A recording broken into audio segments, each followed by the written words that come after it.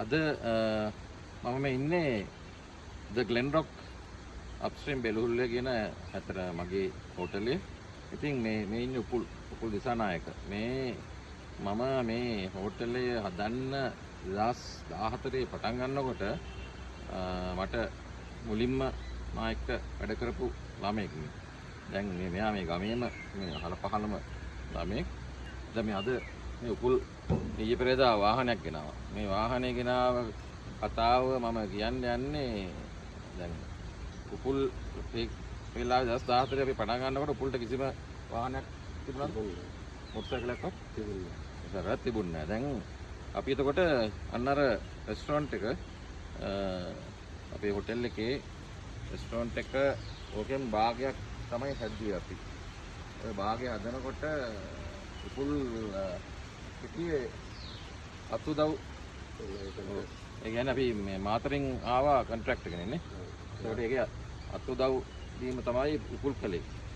ඊට පස්සේ උපුල් ඒක හොඳට ඉගෙන ගත්තා.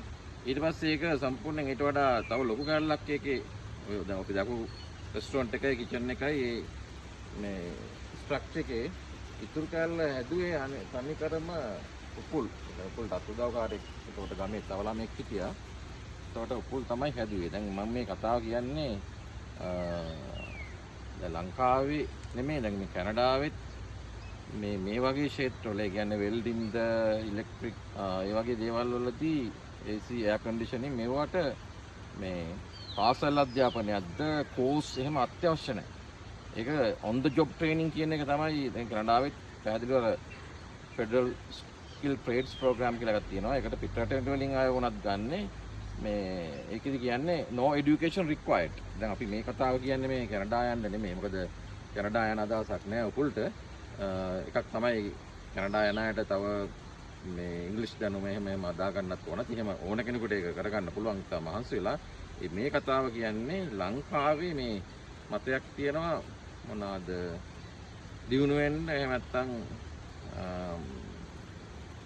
මේ වගේ වාහනයක් ගන්න කෙනෙක් වෙන්න අවුරුදු කීපයක් ඇතුළත අනිත් එක අපි මේ ආයතනයේ පටන් ගන්න අපි පාස්කු ප්‍රහාරයෙන් පස්සේ අවුරුද්දක් විතර වහන්න දුන්නා. කොවිඩ් කාලෙන් පස්සේ අරගලය දැන් ඊට පස්සේ මේ කුණාටු ඊට පස්සේ දැන් මෙහි තව යුද්ධයක් ආවා. මේ කාලවල මේ හැම හැලැප්පියකටම මම ආයතනයේ අයිතිකාරය විදිහටත් උපුල්ලටත් මේ හැම එකක්ම ඒගොල්ලන්ගේ සර්විස් charge එකෙන්ද ඒක ඔක්කොම අඩු වුණා. ඒවා නොතිබුණා නම් මේ ඉස්සල්ලා වාහන ගෙනල්ලා නේ. සන්තෝෂයි. මොකද විශේෂයෙන් මේ උපුල්ගේ ඔයාලට මේ මම දෙන පණිවිඩය තමයි මිනිස්සුෙකුට මේ නිකන් නාස්ති වෙන්නේ නැතුව පෝස් කරන්නේ නැතුව හරි පුළුවන් මේ ගේමක් ගහන්න. ඒ කියන්නේ දැන් අවුරුදු එකමාරක එක්ස්පීරියන්ස් එකක් කොහේ හරි තියෙනවා නම් NVQ level 3 එක ගන්න පුළුවන්.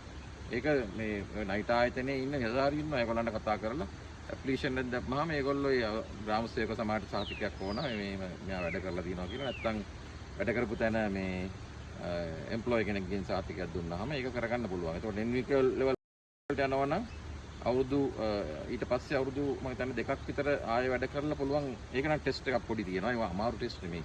ප්‍රැක්ටිකල් ටෙස්ට් එකක් තියෙනවා. මේ බහුවර්ණ ටෙස්ට් එකක් තියෙනවා මම දන්න විදිහට. ඉතින් ඒ NVQ level 5 ගත්ත හැකි. එතකොට ඒ වගේ කොට පිටරටක යනවා නම් ඒක පාවිච්චි කරන්න පුළුවන්. ඒවත් අත්‍යවශ්‍ය නැහැ. දැන් අපේ මේ ආයතනයේ දැන් උපුල් දන්නවනේ අපේ කුකින් වලට ආපු ළමයෙක් ඉන්නවා. ඒ ළමයා කියන්නේ ඉංග්‍රීසි මට මතකයි දෙන්නෙක්. එක්කෙනෙක් මේ තනියම ඒගොල්ලෝ දෙන්නම ඉංග්‍රීසි හදාගත්තා. ඒ කියන්නේ මගෙන් නිවාඩු ඉල්ලගෙන මාසෙ ගානේ දෙන්න දෙපාරකට ගිහිල්ලා ඉංග්‍රීසි කැම්ප් එකක ඉඳගෙන තනියම බින්දුවේ ඉඳන් ඉංග්‍රීසි හදාගත්තා. දැන් ඒගොල්ලෝ එක්කෙනෙක් අද ඊශ්‍රායලයේ මම හිතන්නේ ලක්ෂ 8ක් 10ක් පඩියක් ගන්නවා. ඉමාන අපේ එයා වීඩියෝ ක්ලිප් එකකුත් එවලා තුන අපි දාන්නා වෙලාවක. ඊළඟට තවත් එක්කෙනෙක් කියලා අතරම ඩිලාන් දැන් එයා රුමේනියාවේ. තවත් එක්කෙනෙක් ඊශ්‍රායල් වලට යන්න නැස්ති වෙනවා. ඉතින් අපි සන්තෝෂයි. මොකද අපි ආයතනයක් විදිහට මම කවදාවත් අකමැති නෑ. මගේ ඉන්න අය මෙතන හිර කරගෙන මට ඉන්න අවශ්‍ය නෑ. අපි කැමති මේ ළමයි ගිහිලා දියුණු වෙලා මේගොල්ලෝ අපි ගාවට ආපහු වෙනවා හුඟක් වෙලාවට. එහෙම ගිහින් ආපහු ඇත් ඉන්නවා. ඉතින් පණිවිඩය තමයි මේ වගේ දැන් මේ වගේ වාහනයක් ගන්න තනියම ඉතින් උපුල්ලා හැම කළා නෙමෙයි වාගේ හම්බ කරපු දේවල් ඉන්නේ තනියම මේ ගේම ගහන්න තරම් පුළුවන් උනේ කොහමද ඔයා මේ නිකම්ම ඔහේ අර අතුදවකාරයෙක් විදිහට හිටියා නම් හරියන්නේ නැහැ නේ. දැන් තනියම මේ ගේම ගහන්න පුළුවන් කියලා මට මෙයා තහවුරු කළා. මට විශ්වාසය දුන්නා මේ වෙන කොන්ත්‍රාත්කාරයෝ ඕනේ මේ මට මේක පුළුවන් කියන විශ්වාසය එයා කියලා නෙමෙයි. මට ඒ විශ්වාසය මෙයා දුන්නා එයාගේ වැඩවලින්. ශිල්පීය දක්ෂතාවය පෙන්වනවා එයා. කෝස් කරලා නෙමෙයි මේක වෙන්නේ. ඉතින් ඒකේ කොහොමද දැන් මෙයාට රට යන්න ඕන නම් NVQ level 5 ලේසියෙම ගන්න පුළුවන්. දැන් අවුරුදු 7-8ක් අපි ගාව වැඩනේ. ඒක සාතික ඉදිරිපත් කළා මේ රට යන්න ඕන නම් මෙයාටත් පුළුවන් මේ ඊශ්‍රායල් උනත් යන්න ඒ මාර්ග තියෙනවා ලේසි නෑ. ඒවා ඉතින් එකපාර කවුරුවත් ගිය ගමන් ඊශ්‍රායල් යවන්නේ නෑ. ඒවට ඇප්ලයි කරලා අපි කරන්නේ නෑ. සනිත් ඉමිග්‍රේෂන් ආයතනයේ ඇත්තටම අපි මේ කවදාවත් මේ වගේ සේවා ලබා දෙන්නේ නෑ ඊශ්‍රායල්ද බැඳ පෙරදිගද. මම මේ කියන්නේ මේ ළමින්ට යන්න පුළුවන් දුරවල් ඒක තමයි රැඳිලා ඉන්න ඕනේ නෑ. යන්න පුළුවන් දුර ගන්න තමයි මේක වෙයිටින්. එහෙනම් මේ සුපුල් සන්තෝෂයි මේ මොකද මේ මං එනකොට මොටර් සයිකල් එකක් අත තිබිච්ච ගමේ කොල්ලා අද මේ වගේ වාහනයක් මේ දැන් සත්‍යයක් අත් නැහැ අරන් ඇවිල්ලා නේ. මේ ඉතින් මං හිතනවා මට හොඳට විශ්වාසයි තව අවුරුදු 4-5ක් යනකොට මීට වඩා තවත් හොඳ වාහනයක් ගේනවා.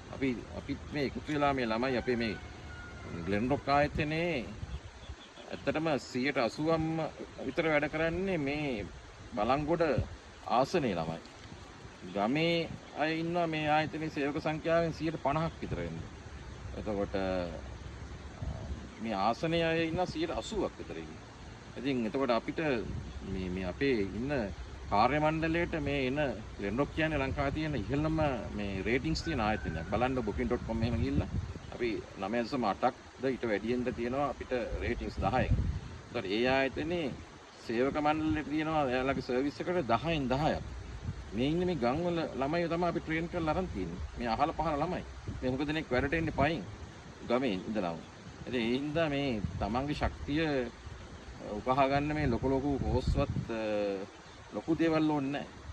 තමන්ගේ කැපවීම සහ එක එල්ලයක් කරා යෑම තමයි අවශ්‍ය වෙන්නේ. එහෙනම් මේ සුබපැතුම් පුපුල් තව ඊටත් වඩා හොඳ කාර්යයක් අපි ගියමු තව අවුරුදු කිහිපයකට. හරි. එහෙනම් සුබ අනාගතයක් හැමදෙනාටම මේ ගේමක් ගහමු කට්ටිය.